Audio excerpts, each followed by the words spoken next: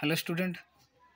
आज आम पढ़ा गोटे पॉलिटिकल साइंस ऑनर्स जो पॉलिटिकल साइंस ऑनर्स रो DSE 1 जहाँ कहते डिसिप्लिन स्पेसिफिक इलेक्टिव पेपर जहाँकि यूनिट 1 रो गोटे लॉन्ग क्वेश्चन मोस्ट इंपोर्टेंट अटे जहाँ आम कौन कर डिस्कस करवा। चलो देख ये है कौन ये क्वेश्चन हम डिस्कस करिया मोस्ट इंपोर्टेंट है आमर एग्जाम जो 2024 एग्जाम हेबो जहाँकि 5 सेमिस्टर है आमर जो 5 सेमिस्टर हेबा जाउचे फॉर्म फिल ऑलरेडी शेष है कौन right A note on 3 generation of rights तृतीय पीढ़ी अधिकार को लेखिबा कहूची बा गोटे नोट तैयारी कर कहूची है तापर critical analogy the 3 generation of rights ये दुटा क्वेश्चन सेम आंसर गोटे दुटा क्वेश्चन आंसर गोटे किंतु क्वेश्चन डिफरेंट देखुन right A note 3 generation of rights critical analogy the 3 generation of rights. चलो आम स्टार्ट करिया क्वेश्चन फास्ट किंतु आलोचना करबा इंट्रोडक्शन फास्ट लिखाइबो है इंट्रोडक्शन पर फर्स्ट जनरेशन तापर सेकंड जनरेशन तापर थर्ड जनरेशन तापर इंडी ओके। चलो स्टार्ट करिया देखो आंसर सॉरी देखो आंसर ये दे देची आंसर इंट्रोडक्शन देखो इंट्रोडक्शन तले हम स्टार्ट करिया। चलो देखो इंट्रोडक्शन देखो कौन ना इंट्रोडक्शन व्यक्ति व्यक्तित्व विकास पाई राष्ट्र जो सब सुविधा सुजोग प्रदान करें ताकू अधिकार कह जाए। देखो पहले अधिकार भी आम पढ़ते 2 मार्क क्वेश्चन ना सेटा भी एटा भी मोस्ट इंपोर्टेंट क्वेश्चन पहले 2 मार्क क्वेश्चन पे है देखो ना व्यक्ति व्यक्ति विकास पाई राष्ट्र जो सब सुविधा सुजोग प्रदान करता है ताकू कहबे ना अधिकार बोली कह जाय थाए। सेमती आधुनिक अर्थ रे ताले जो अधिकार को आधुनिक अर्थ रे कोन कहबे देखो राष्ट्र होची अधिकार स्रष्टा ताले कोन आधुनिक अर्थ रे ये अधिकार को कौन कह जाए ना राष्ट्र होची अधिकार स्रष्टा स्वीकृतिदाता और सुरक्षा कर्ता ताले कौन आधुनिक अर्थ रे राष्ट्र होची कौन अधिकार ये जो राइट्स कौन से गोटे जो स्रष्टा गोटे स्वीकृतिदाता गोटे आ सुरक्षा कर्ता किए ना राष्ट्र कहार जो अधिकार आधुनिक अर्थ रे है आधुनिक अर्थ रे कहया गले अधिकार होची गोटे स्रष्टा स्वीकृतिदाता और सुरक्षा कर्ता ओके। तापर प्रायतः कौन ना जो प्रायतः अष्टादश शताब्दी नवजागरण एवं जागृति समय मानविक अधिकार सृष्टि ताले मानविक अधिकार केबे सृष्टि होची ना जो अष्टादश शताब्दी नवजागरण एवं जागृति समय ही कौन होची ना मानविक अधिकार सृष्टि होची केठू ना अष्टादश शताब्दी नवजागरण और जागृति समय ही मानविक अधिकार सृष्टि ताले सही समय आद्यावधि अधिकार विभिन्न पर्यायर भिन्न भिन्न रूप से परिप्रकाश लाभ कर से कौन कहला जिते बड़े जो अष्टादश शताब्दी नवजागरण एवं जागृत समय मानवाधिकार सृष्टि हुई से समय ही कौन होगा ना जो अद्यावधि अधिकार विभिन्न पर्यायर कौन है ना परिप्रकाश लाभ कर ओके। तापर मानविक अधिकार यही विकास धारा को साधारणतः 3टी पीढ़ी सोपान विभाजित कर जो मानविक अधिकार रहा है मानविक अधिकार 3टी पीढ़ी रही कौन कह 3टी पीढ़ी रही है विकास मानविक अधिकार यही विकास धारा को कौन करें ना 3टी पीढ़ी सोपान विभाजित रही है। देख अधिकार 3 पीढ़ी संबंध प्रथम 3 पीढ़ी रहा से 3 पीढ़ी संबंध प्रथम किए प्रथम जो चेकोस्लोवाकिया आईन विशारद कैरेल भासाक सूचना प्रदान करते जो तृतीय पीढ़ी अधिकार जो तृतीय पीढ़ी प्रथम द्वितीय तृतीय ये जो 3टी पीढ़ी रहा ताको प्रथम किए ना जो चेकोस्लोवाकिया आईन विशारद किए ना कैरेल भासाक जो कैरेल भासाक कौन थे ना ये जो 3टी पीढ़ी विषय कौन होते ना आलोचना प्रदान करते देख ओके। ना 1979 मसीह स्ट्रासबर्ग ठारे अनुष्ठित मानविक अधिकार संपर्कित अंतर्जातीय अनुष्ठान सम्मेलन से यही सूचना प्रदान करते मोस्ट इंपोर्टेंट क्वेश्चन पहला जाए ना 1979 मसीह जोटे स्ट्रासबर्ग ठारे अनुष्ठित कौन अनुष्ठित मानविक अधिकार संपर्कित अंतर्जातीय अनुष्ठान कौन ଗଲା ଯେଉଁ 1979 ମସିହାରେ ଷ୍ଟ୍ରାସବର୍ଗ ଠାରେ ଅନୁଷ୍ଠିତ କଣ ହେଇଥିଲା ନା ମାନବିକ ଅଧିକାର ସମ୍ପର୍କିତ ଆନ୍ତର୍ଜାତୀୟ ଅନୁଷ୍ଠାନର ସମ୍ମିଳନୀରେ ଏଇ ଯେଉଁ ଆମର କଣ ଆଇନ ବିଶାରଦ କ୍ୟାରେଲ ଭାଷା କଣ କରିଥିଲେ ନା ଏଇ ଯେଉଁ ମାନବିକ ଅଧିକାର ସମ୍ପର୍କିତ ଆନ୍ତର୍ଜାତୀୟ ଅନୁଷ୍ଠାନର ସମ୍ମିଳନୀରେ କଣ ସୂଚନା ପ୍ରଦାନ କରିଥିଲେ କିଏ ନା କ୍ୟାରେଲ ଭାଷାକୁ ସୂଚନା ପ୍ରଦାନ କରିଥିଲେ ପ୍ରଥମେ 1999 ମସିହାରେ ଷ୍ଟ୍ରାସବର୍ଗ ଠାରେ ଅନୁଷ୍ଠିତ ମାନବିକ ଅଧିକାର ସମ୍ପର୍କିତ ଆନ୍ତର୍ଜାତୀୟ ଅନୁଷ୍ଠାନର ସମ୍ମିଳନୀରେ ସେ ଏହି ସୂଚନା ପ୍ରଦାନ କରିଥିଲେ। କ୍ୱେଶ୍ଚିନ୍ ପଡ଼ିବ ନା ଚେକୋସ୍ଲୋଭାକିଆର ଆଇନ ବିଶାରଦ କ୍ୟାରେଲ ଭାଷାକ ସେ କେଉଁ ମସିହାରେ ଷ୍ଟ୍ରାସବର୍ଗ ଠାରେ ଅନୁଷ୍ଠିତ ଗୋଟିଏ ମାନବିକ ଅଧିକାର ସମ୍ପର୍କିତ ଆନ୍ତର୍ଜାତୀୟ ଅନୁଷ୍ଠାନର ସମ୍ମିଳନୀରେ ସେ ତୃତୀୟ ପିଢ଼ି ସମ୍ବନ୍ଧରେ ସୂଚନା ପ୍ରଦାନ କରିଥିଲେ ନା 1979 ମସିହାରେ କଣ କରିଥିଲେ ନା ସୂଚନା ପ୍ରଦାନ କରିଥିଲେ। ତାପରେ ଦେଖ ଏହା ସତ୍ୟ ଯେ 1799 ମସିହାରେ ଫରାସୀ ରାଷ୍ଟ୍ର ବିପ୍ଳବର ସ୍ୱତନ୍ତ୍ରତା ସମାନତା ଓ ଭାତୃଭାବର ଆହ୍ୱାନ ଥିଲା ତାଙ୍କ ଚିନ୍ତାଧାରା ବା ଭିତ୍ତିଭୂମି। ତାହେଲେ 1799 ମସିହାର ଫରାସୀ ରାଷ୍ଟ୍ର ବିପ୍ଳବର ସ୍ୱତନ୍ତ୍ରତା ସମାନତା ଓ ଭାତୃଭାବର ଆହ୍ୱାନ ଥିଲା ତାଙ୍କ ଚିନ୍ତାଧାରା ଭିତ୍ତିଭୂମି। ମାନବିକ ଅଧିକାରର ଏହି ବିକାଶ ଧାରାର ପ୍ରତିଫଳିତ ୟୁରୋପୀୟ ରାଷ୍ଟ୍ର ସଂଘ ଦ୍ୱାରା ପ୍ରସ୍ତୁତ ମୌଳିକ ଅଧିକାର ସନନ୍ଦରେ ଦେଖାଯାଇଥାଏ। କଣ ମାନବିକ ଅଧିକାର ଏହି ବିକାଶ ଧାରାର ପ୍ରତିଫଳିତ ୟୁରୋପୀୟ ରାଷ୍ଟ୍ର ସଂଘ ଦ୍ୱାରା ପ୍ରସ୍ତୁତ ମୌଳିକ ଅଧିକାର ସନନ୍ଦରେ ଦେଖାଯାଇଥାଏ। ମାନବିକ ଅଧିକାର ଏହି କଣ ତିନି ପିଢ଼ି ମଧ୍ୟରୁ ପ୍ରଥମ ଓ ଦ୍ୱିତୀୟ ପିଢ଼ି ସମ୍ବନ୍ଧରେ ସୂଚନା 1948 ମସିହା ମିଳିତ ଜାତିସଂଘ ଦ୍ୱାରା ପ୍ରସ୍ତୁତ ସାର୍ବଜନୀନ ଘୋଷଣାନାମା ସ୍ପଷ୍ଟ ହୋଇଥାଏ। ତାହେଲେ ଯେଉଁ ଦେଖି କହିଲା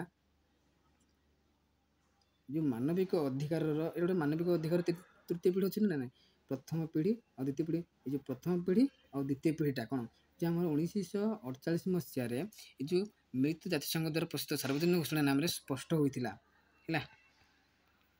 ତାପରେ ଆମେ କଣ କରିବା ଫାର୍ଷ୍ଟ ଜେନେରେସନ ରାଇଟ୍ସ ପଢ଼ିବା ହେଲା। ଇଏ ଗୋଟେ ମୋଷ୍ଟ ଇମ୍ପୋର୍ଟାଣ୍ଟ ଲଙ୍ଗ କ୍ୱେଶ୍ଚିନ୍ ହେଲା। ଷ୍ଟାର୍ଟ କରିବା ଆମେ ଫାର୍ଷ୍ଟ ଜେନେରେସନ ରାଇଟ୍ସ। ଚଲ ଫାର୍ଷ୍ଟ ଜେନେରେସନ ପଢ଼ିବା। ତାହେଲେ ପ୍ରଥମ ପିଢ଼ି ଅଧିକାର କ'ଣ ନା ପ୍ରଥମ ପିଢ଼ି ଅନ୍ତର୍ଭୁକ୍ତ ମାନବିକ ଅଧିକାର ଗୁଡ଼ିକ ସାଧାରଣତଃ ବ୍ୟକ୍ତି ଉପଭୋଗ କରୁଥିବା ସାମାଜିକ ଓ ରାଜନୈତିକ ଅଧିକାରର ପ୍ରକୃତିର। ତାହେଲେ ଯେଉଁ କେଉଁ ପ୍ରକୃତିର ନା ଯେଉଁ ପ୍ରଥମ ପିଢ଼ି ଅନ୍ତର୍ଭୁକ୍ତ କ'ଣ କରୁଛି ନା ମାନବିକ ଅଧିକାର ସାଧାରଣତଃ କ'ଣ ହେଉଛି ନା ବ୍ୟକ୍ତି ଉପଭୋଗ କରୁଥିବା ସାମାଜିକ ଓ ରାଜନୈତିକ ଅଧିକାରର ପ୍ରକୃତିର। କେଉଁ ପ୍ରକୃତିର ନା ସାମାଜିକ ଓ ରାଜନୈତିକ ଅଧିକାରର ପ୍ରକୃତିର। ପଡ଼ିବ କ୍ୱେଶ୍ଚିନ୍ କ'ଣ ତାହେଲେ ପଡ଼ିବ ସାମାଜିକ ଓ ରାଜନୈତିକ ଅଧିକାର ପ୍ରକୃତିର ତା କେଉଁ ପିଢ଼ି ଅଧିକାର ଅନ୍ତର୍ଭୁକ୍ତ ଅଟେ। ସାମାଜିକ ରାଜନୈତିକ ଅଧିକାରର ଏଇଟା ହେଉଛି କେଉଁ ପ୍ରକୃତିର ବା କେଉଁ ପିଢ଼ିର ଅଧିକାର କେଉଁ ପିଢ଼ି ଅଧିକାର ଅଟେ କ'ଣ ପ୍ରଥମ ପିଢ଼ି ଅଧିକାର ଅଟେ କିମ୍ବା ହେଲା କ'ଣ ବ୍ୟକ୍ତି ସ୍ୱତନ୍ତ୍ର ସହିତ ଏହି ଅଧିକାର ଅଙ୍ଗାଙ୍ଗୀ ଭାବେ ଜଡ଼ିତ। ତାହେଲେ ଯେଉଁ ପ୍ରଥମ ପିଢ଼ିଟା କ'ଣ ନା ବ୍ୟକ୍ତି କ'ଣ କରିବ ନା ସ୍ୱତନ୍ତ୍ରତା ସହିତ କ'ଣ ଅଙ୍ଗାଙ୍ଗୀ ଭାବେ ବା ପରସ୍ପର ସହିତ ଜଡ଼ିତ ଅଟେ। କ'ଣ ବ୍ୟକ୍ତି ଯେଉଁ ସ୍ୱତନ୍ତ୍ର ସହିତ କ'ଣ ନା ଅଙ୍ଗାଙ୍ଗୀ ଭାବେ ଜଡ଼ିତ।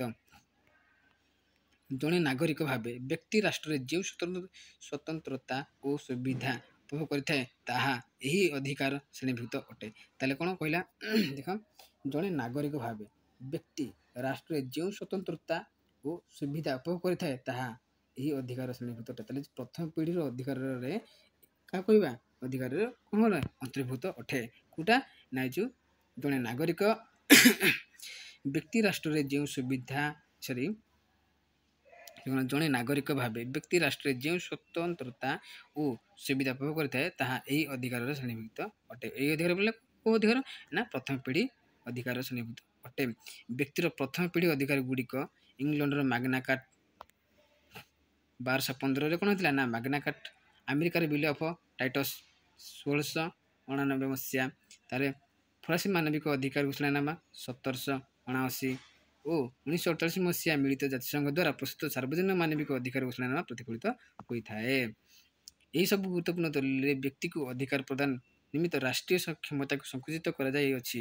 ସେଗୁଡ଼ିକ ହେଲା କ'ଣ ଏକ ନମ୍ବର ବ୍ୟବସ୍ଥାପିକା ବା ବିଧାନମଣ୍ଡଳର ଅନୁମୋଦନ ବିନା ସରକାର ନାଗରିକମାନଙ୍କ ଉପରେ କୌଣସି ଟିକସ ବା କର ବସାଇ ପାରିବେ ନାହିଁ ହେଲା। ଦେଖ ସେ କହିଲା ଯେ ପ୍ରଥମ ପିଢ଼ି ଅଧିକାରରେ କ'ଣ ନା ବ୍ୟବସ୍ଥାପିକା ବା ବିଧାନମଣ୍ଡଳର ଅନୁମୋଦନ ବିନା ସରକାର ନାଗରିକମାନଙ୍କ ଉପରେ କୌଣସି ଟିକସ ବସାଇ ପାରିବ ନାହିଁ। ତାପରେ ସେ କହିଲା ନ୍ୟାୟାଳୟର ଅନୁମୋଦନ ବିନା କୌଣସି ନାଗରିକକୁ ଗିରଫ କରାଯାଇପାରିବ ନାହିଁ କିମ୍ବା ତାର ସମ୍ପତ୍ତି ବାଜ୍ୟାପ୍ତ କରାଯାଇପାରିବ ନାହିଁ। ଯେଉଁ ନ୍ୟାୟାଳୟ ରହିଲା ତାର ବିନା ଅନୁମତି ବିନା କୌଣସି ନାଗରିକକୁ ଗିରଫ କରାଯାଇପାରିବ ନାହିଁ କିମ୍ବା ତାଙ୍କ ସମ୍ପତ୍ତିକୁ ବାଜ୍ୟାପ୍ତ କରାଯାଇପାରିବ ନାହିଁ। ନମ୍ବର 3 କହିଲା ଦେଖ ନମ୍ବର 3 ଚିନ୍ତା ଓ ମତ ପ୍ରକାଶ ସ୍ୱାଧୀନତା ଏବଂ ସରକାରଙ୍କୁ ଆବେଦନ କରିବାର ଅଧିକାର ନାଗରିକମାନଙ୍କୁ ପ୍ରଦାନ କରାଯିବ ହେଲା। ତାପରେ ପ୍ରଥମ ପିଢ଼ିର ଅଧିକାରକୁ ଦୁଇଟି ଶ୍ରେଣୀରେ ବିଭକ୍ତ କରାଯାଇଥାଏ। ଏଇଟା ମୋଷ୍ଟ ଇମ୍ପୋର୍ଟାଣ୍ଟ କ୍ୱେଶ୍ଚିନ୍ ହେଲା ଯେ ପ୍ରଥମ ପିଢ଼ିର ଅଧିକାରକୁ କେତେ ଭାଗରେ ବିଭକ୍ତ କରାଯାଇଛି। ଗୋଟେ ହେଲା କ'ଣ ନା ସିଭିଲ୍ ରାଇଟ୍ସ ଯାହାକୁ ବ୍ୟକ୍ତି ବା ନାଗରିକ ଅଧିକାର। ତାପରେ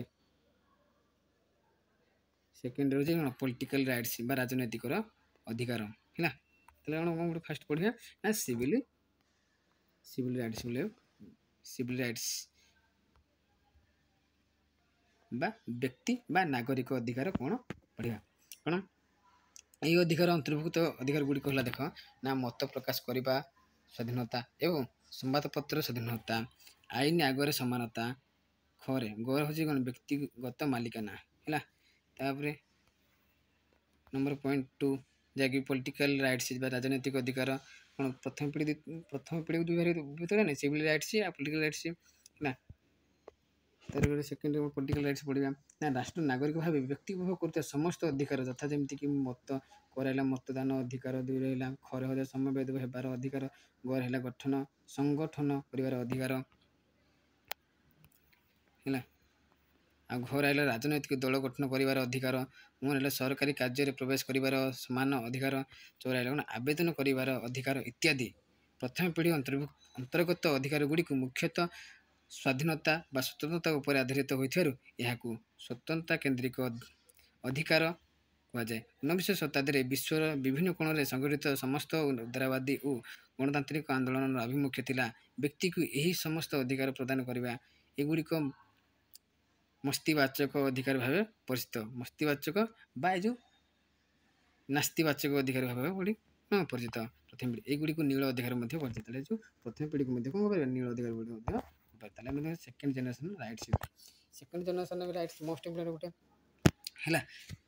ଦେଖ ପ୍ରଥମ ପିଢ଼ିର ଅଧିକାର ମାନ ସ୍ୱତନ୍ତ୍ରତା ଉପରେ ଆଧାରିତ। ଯେ ପ୍ରଥମ ପିଢ଼ିର ଅଧିକାର ଗୁଡ଼ିକ କ'ଣ ଯେଉଁ ସ୍ୱତନ୍ତ୍ରତା ବା ସ୍ୱାଧୀନତା ଉପରେ ଆଧାରିତ ବେଳେ ଦ୍ୱିତୀୟ ପିଢ଼ିର ଅଧିକାର ମୁଖ୍ୟତଃ ସମାନତା ଉପରେ ଆଧାରିତ ଅଟେ। ତାହେଲେ ଯେଉଁ ଦ୍ୱିତୀୟ ପିଢ଼ିର ଅଧିକାରଟା କାହା ଉପରେ ନା ସମାନତା ଉପରେ ଆଧାରିତ ଅଟେ ଦ୍ୱିତୀୟ ହେଲା। ତାପରେ ଦ୍ୱିତୀୟ ବିଶ୍ୱଯୁଦ୍ଧ ପରେ ରାଷ୍ଟ୍ର ଦ୍ୱାରା ସ୍ୱୀକୃତିପ୍ରାପ୍ତ ଏହି ଅଧିକାର ଗୁଡ଼ିକ ସାମାଜିକ, ଅର୍ଥନୈତିକ ଓ ସାଂସ୍କୃତିକ ପ୍ରଯୁକ୍ତିଯୁକ୍ତ ଅଟନ୍ତି। ଏହି ଅଧିକାର ଗୁଡ଼ିକ ବ୍ୟକ୍ତିକୁ ସାମାଜିକ, ଅର୍ଥନୈତିକ ଓ ସାଂସ୍କୃତିକ ନିରାପତ୍ତା ପ୍ରଦାନ କରିବା ପାଇଁ ଉଦ୍ଦିଷ୍ଟ ଥିବାରୁ ଏହାକୁ ନିରାପତ୍ତା ସମ୍ପର୍କିତ ଅଧିକାର କୁହାଯାଇଥାଏ। ପ୍ରଥମ ପିଢ଼ି ଅଧିକାର ମାନ ନକାରାତ୍ମକ। ତାହେଲେ ଯେଉଁଟା ପଡ଼ିଲା ପ୍ରଥମ ପିଢ଼ିର ଅଧିକାର କ'ଣ କହିପାରିବା ଯେଉଁ ନକାରାତ୍ମକ ଯେଉଁ ଆସ୍ତିବାଚକ ଯେଉଁ କହିଲେ ନକାରାତ୍ମକ ଥିବାବେଳେ ଦ୍ୱିତୀୟ ପିଢ଼ିର ଅଧିକାର ମାନ ହେଉଛି କ'ଣ ସକାରାତ୍ମକ ଅଟେ। ତାହେଲେ ପ୍ରଥମ ପିଢ଼ି ହେଉଛି ନକାରାତ୍ମକ, ଦ୍ୱିତୀୟ ପିଢ଼ି ହେଉଛି କ'ଣ ନା ସକାରାତ୍ମକ ଅଟନ୍ତି। ତାପରେ ମୋଷ୍ଟ ମାନେ କ୍ୱେଶ୍ଚିନ୍ ପକାଇଦେବ ଯେ ପ୍ରଥମ ପିଢ଼ିର ଅଧିକାରକୁ ଡ୍ୟାସ୍ କୁହାଯାଏ ନକାରାତ୍ମକ କୁହାଯାଏ ଆଉ ଦ୍ୱିତୀୟ ପିଢ଼ିର ଅଧିକାରକୁ କ'ଣ ସକାରାତ୍ମକ କୁହାଯାଏ ବା ଅଟେ। ଏହା ବ୍ୟକ୍ତିକୁ ମୁଖ୍ୟତଃ ସମାନ ସୁଯୋଗ ଓ ନିରାପତ୍ତା ପ୍ରଦାନ ପାଇଁ ଉଦ୍ଦିଷ୍ଟ। ବିଶେଷ କରି ନାଗରିକ ଅଧିକାର ଓ ରାଜନୈତିକ ଅଧିକାରରେ ରହିଥିବା ଅଭାବକୁ ପୂରଣ କରିବାର ଲକ୍ଷ୍ୟକୁ ନେଇ ଏହି ଅଧିକାର ଗୁଡ଼ିକ ସୃଷ୍ଟି ହୋଇଛି। ମନୁଷ୍ୟ ଜୀବନକୁ ସରସ, ସୁନ୍ଦର ଓ ସୁଖମୟ କରିବା ଏହି ଅଧିକାରର ଲକ୍ଷ୍ୟ। ତାହେଲେ କେଉଁ ଅଧିକାର ଗୁଡ଼ିକର ଲକ୍ଷ୍ୟ ଦ୍ୱିତୀୟ ପିଢ଼ିର ଅଧିକାର ଗୁଡ଼ିକର ଲକ୍ଷ୍ୟ। ଦ୍ୱିତୀୟ ପିଢ଼ିର ଅଧିକାର ଗୁଡ଼ିକ 3 ଭାଗରେ ଭିତରେ ଅଛି ହେଲା। କ'ଣ ପ୍ରଥମ ଦ୍ୱିତୀୟ ପିଢ଼ିର ଅଧିକାର ଗୁଡ଼ିକୁ 3 ଭାଗରେ ବିଭକ୍ତ କରାଯାଇଛି। ଯଥା 1 ନମ୍ବର ଦେଖେ କେଉଁ ଅଧିକାର ସାମାଜିକ ଅଧିକାର ଯାହାକୁ ସୋସିଆଲ ରାଇଟ୍ସ ଯାହା କହିବେ ଯେମିତି ହେଲା ସୁସ୍ଥ ସାମାଜିକ ଜୀବନଯାପନ ପାଇଁ ଆବଶ୍ୟକ ଏହି ଅଧିକାର ଗୁଡ଼ିକ ହେଲା ଖରା ହେଲା ପରିବାର ଗଠନ କରିବାର ଅଧିକାର, ଖରାରେ ଶିକ୍ଷାଗତ ଅଧିକାର, ଘର ହେଲା ସ୍ୱାସ୍ଥ୍ୟ ସେବା ପାଇବା ଅଧିକାର, ଘରରେ ବୈଷମ୍ୟରୁ ମୁକ୍ତି ପାଇବାର ଅଧିକାର, ରହିଲା ମନୋରଞ୍ଜନ କରିବାର ଅଧିକାର ଇତ୍ୟାଦି। ତାପରେ ନମ୍ବର 2 ଦ୍ୱିତୀୟ କେତେ 3 ଭାଗ ବିଭକ୍ତ କରାଯାଇଛି ନା ଗୋଟିଏ ଭାଗ ପଡ଼ିଲେ ଦ୍ୱିତୀୟ ଭାଗ ପଡ଼ିବା କ'ଣ ଇକୋନୋମିକ୍ ରାଇଟ୍ସ ଅର୍ଥନୈତିକ ଅଧିକାର, କାମନା କରିବାର ଅଧିକାର, ଖରାରେ ସାମାଜିକ ନିରାପତ୍ତା ପାଇବାର ଅଧିକାର, ଘରେ ନିଯୁକ୍ତି ପାଇବାର ଅଧିକାର।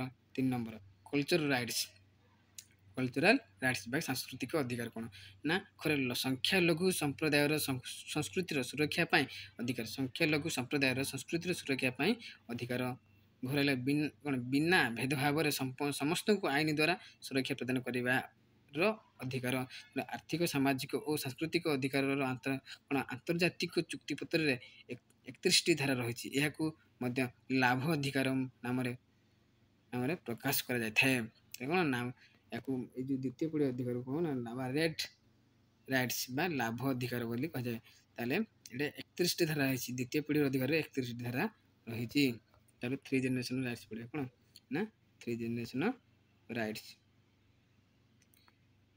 ଚାଲ 3 ଜେନେରେସନ୍ ରାଇଟ୍ସ କ'ଣ ନା ଯେଉଁ ଅଧିକାର ଗୁଡ଼ିକ ମୁଖ୍ୟତଃ ଶାନ୍ତି ରକ୍ଷା ପରିବେଶ ସୁରକ୍ଷା ଧାରଣୀୟ ବା ସହନୀୟ ବିକାଶ ସମ୍ପର୍କିତ ସେଗୁଡ଼ିକୁ ତୃତୀୟ ପିଢ଼ିର ଅଧିକାର ଅନ୍ତର୍ଭୁକ୍ତ କରାଯାଇଥାଏ ତା କ'ଣ ନା ତୃତୀୟ ପିଢ଼ିର ଅଧିକାର କାହା କହିବା ନା ଯେଉଁ ଅଧିକାର ଗୁଡ଼ିକ ମୁଖ୍ୟତଃ ଶାନ୍ତିର ରକ୍ଷା ପରିବେଶ ସୁରକ୍ଷା ଧାରଣୀ ବା ସହନୀୟ ବିକାଶ ସମ୍ପର୍କିତ ସେଗୁଡ଼ିକୁ ତୃତୀୟ ପିଢ଼ିର ଅଧିକାର ଅନ୍ତର୍ଭୁକ୍ତ କରାଯାଇଥାଏ 1972 ମସିହାରେ କ'ଣ ନା ଷ୍ଟକହୋମ୍ ଠାରେ ଅନୁଷ୍ଠିତ ମାନବ ପରିବେଶ ସମ୍ମିଳନୀ ଓ 1952 ମସିହାରେ ରିଓ ଜେନେରିଓ ଠାରେ ଅନୁଷ୍ଠିତ ଧରିତ୍ରୀ ସମ୍ମିଳନୀର ଘୋଷଣାନାମାରେ ଏହି ଅଧିକାରମାନ ସମ୍ବନ୍ଧରେ ସୂଚନା ମିଳିଥିଲା ଏହି ଅଧିକାର ଗୁଡ଼ିକର ମୁଖ୍ୟ ଲକ୍ଷ୍ୟ ହେଉଛି ବ୍ୟକ୍ତି ସମୁଦାୟ ଏବଂ ରାଷ୍ଟ୍ର ମଧ୍ୟରେ ସମ୍ପର୍କିତ ସ୍ଥାପନା କରିବା ତୃତୀୟ ପିଢ଼ିର ଅଧିକାର ଗୁଡ଼ିକୁ ସମଷ୍ଟିଗତ ଅଧିକାରର ଆଖ୍ୟା ପ୍ରଦାନ କରାଯାଇଥାଏ ତାହେଲେ କ'ଣ କହିଲେ ତୃତୀୟ ପିଢ଼ିର ଅଧିକାର ଗୁଡ଼ିକୁ ସମଷ୍ଟିଗତ ଅଧିକାରର ଆଖ୍ୟା ପ୍ରଦାନ କରାଯାଇଥାଏ 1986 ମସିହାରେ ମିଳିତ ଜାତିସଂଘର ସାଧାରଣ ସଭାରେ ବିକାଶଗତ ଅଧିକାର ସମ୍ପର୍କରେ ଘୋଷଣାନାମା ଗୃହୀତ ହେବା ପରେ ଏହି ଅଧିକାରକୁ ଆନ୍ତର୍ଜାତିକ ସ୍ତରରେ ସ୍ୱୀକୃତି ମିଳିଥିଲା ଏହି ଅଧିକାରରେ ପରିବେଶ ସୁରକ୍ଷା ସହିତ ସହନୀୟ ବିକାଶକୁ ଗୁରୁତ୍ୱ ପ୍ରଦାନ କରାଯାଉଥିଲା ଏହାକୁ ସବୁଜ ଅଧିକାର ମଧ୍ୟ କ୍ୱେଶ୍ଚିନ୍ ପଡ଼ିବ ଥାର୍ଡ଼ ଜେନେରେସନ୍ ରାଇଟ୍ସକୁ ମଧ୍ୟ ଆମେ କ'ଣ କରିବା ନା ଗ୍ରୀନ୍ ରାଇଟ୍ସ ବୋଲି ମଧ୍ୟ କୁହାଯାଇଥାଏ କ'ଣ ନା ସବୁଜ ଅଧିକାର ମଧ୍ୟ କୁହାଯାଇଥାଏ ଏତିକି ଆମର ଇଏ ହେଉଛି ଆମ କ'ଣ long question most important question ୟାକୁ ଖୁସିକି ମନେ ରଖିଦେଇଥିବ ପିଲେ ଓକେ ଏକ୍ଜାମ୍ରେ ଗ୍ୟାରେଣ୍ଟି ଆସିବ ଏକ୍ଜାମ୍ରେ ଆସିବ ତୃତୀୟ ପିଢ଼ି ଅଧିକାର ବିଷୟରେ ପଢ଼ିବ ନହେଲେ କିନ୍ତୁ ମାନବ ଅଧିକାରର ବୈଶିଷ୍ଟ୍ୟ ଗୁରୁତ୍ୱ କି ତାର ଏ ବିଷୟରେ କ'ଣ ପଢ଼ିବା ସେଇଟାକୁ ଆଣିବା ଓକେ